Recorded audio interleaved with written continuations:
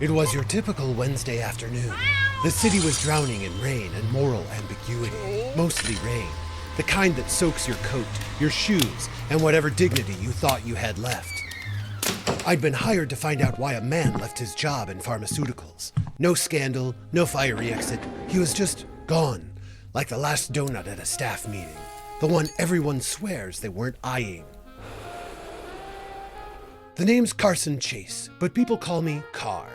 That's what happens when you're born into a family of cops who name their kids like they're filing incident reports. Just ask my brother, Wild Goose.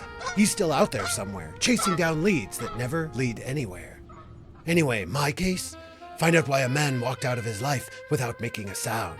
Turns out, the silence was the loudest clue in the room.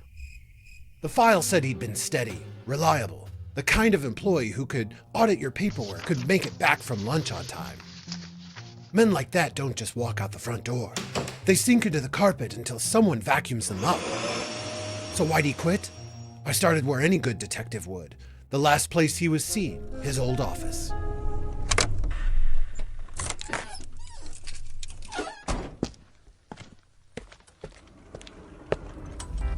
The place smelled like toner cartridges, stress, and bad fluorescent lighting.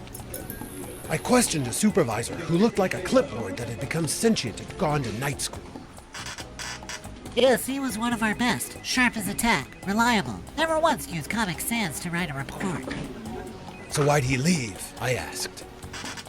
No idea. One morning he walked in, turned in his bed, and said he wanted to make, meaning-driven audio narratives.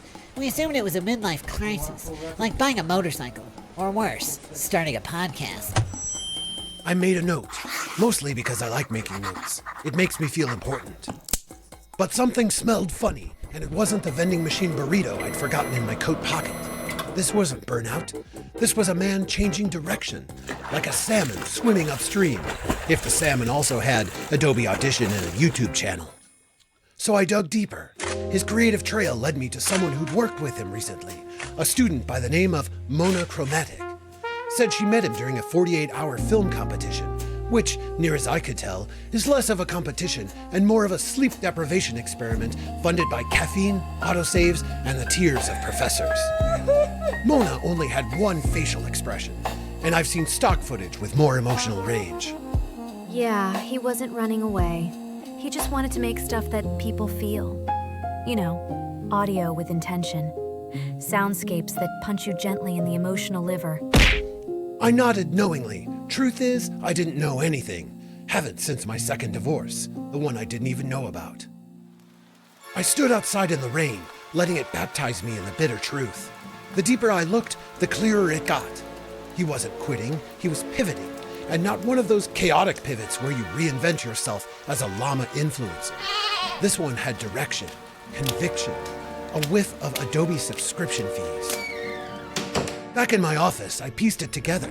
His years of building systems and training teams was just a fancy cage lined with red pens and paperwork.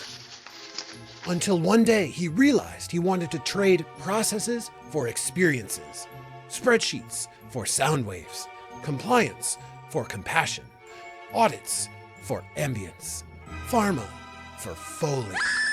Just then, I heard a scream and stood for my desk, and then it hit me like a stainless steel drawer full of old case files. Ouch! But there was no case here, not really. This man didn't disappear, he evolved, transformed, like a Pokemon, if Pokemon had 401ks, MIDI keyboards, and a quiet yearning for audio stories. Now if you'll excuse me, I've got to turn in this report before the chief grades it. Last time I got a B- and a note that said my interviews were engaging but totally inconsistent with the broader narrative arc, whatever that means.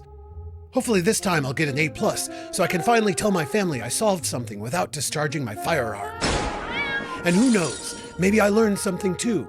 Something about change, something about purpose, something about not microwaving burritos in my coat pocket anymore. It might not be much, but in this city, it's a start.